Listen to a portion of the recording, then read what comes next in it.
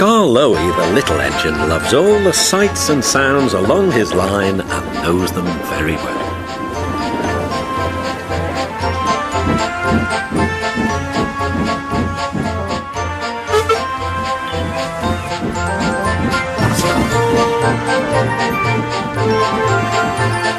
One morning, soon after he returned from being mended, he was enjoying his journey more than ever before.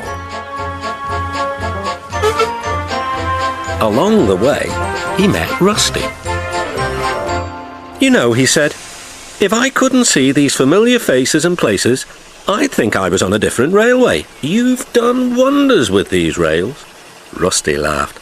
"I'm glad you're pleased. Manager said let's mend the track so well he won't know where he is. And we did. And you didn't, if you take my meaning." Skarloey liked this hard-working diesel. "There's still one bad bit," warned Rusty. "Just before the first station, an engine might come off there, particularly Duncan. He will rock and roll along the line. Look at him right now. I shouldn't like his passengers hurt." "Quit about me. I'm a plain-speaking engine and I believe in plain speaking. Speak up." Rusty warned Duncan about the bad bit of line. "Huh," grunted Duncan. "I know my way about. I don't need smelly diesels to tell me what to do." Rusty felt hurt. Duncan banged about the yard. Then he clattered crossly to the station. James was already there, waiting for him. "You're late," he snapped. "I know," said Duncan. "It's that smelly diesel's fault. Rusty tries to teach me how to stay on the rails and then goes off leaving me to find my own coaches." "You poor engine," sympathised James. "I know all about diesels. One crept into our yard and ordered us about. I soon sent him packing." Duncan was filled with admiration. He didn't know that James was boastful and sometimes didn't tell the truth.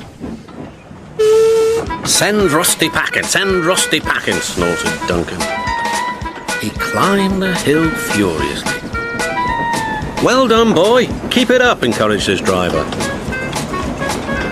Soon they were near the first station. Duncan was pleased.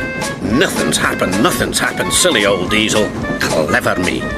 And he rocked and he rolled along the line. "Steady, boy," checked his driver, but it was too late. "Sleepers and ballast. I'm off." And he was. "I warned him," said Rusty, "but all he did was call me names." The little diesel refused to move. "I'm ashamed of you, Rusty," said Skarloey. "Think of the passengers. What are they going to do?" "Oh, I'd forgotten them. Yes, of course. We must help the passengers." And Rusty roared into life.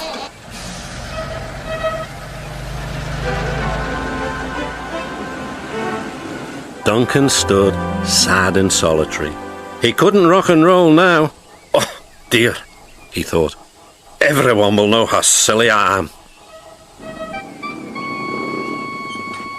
The passengers had to get out and help too.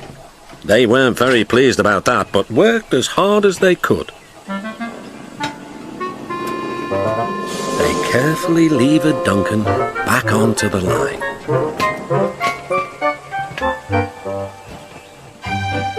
After that, Duncan was extra careful all day.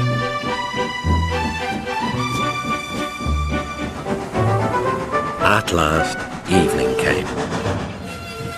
"Rusty," he whispered, "thank you for helping. I'm sorry I was rude to you." "That's all right, Duncan. I wish all diesels were like you. Let's be friends." "Suits me," replied Rusty. "We'll mend that bad bit of rail first thing tomorrow."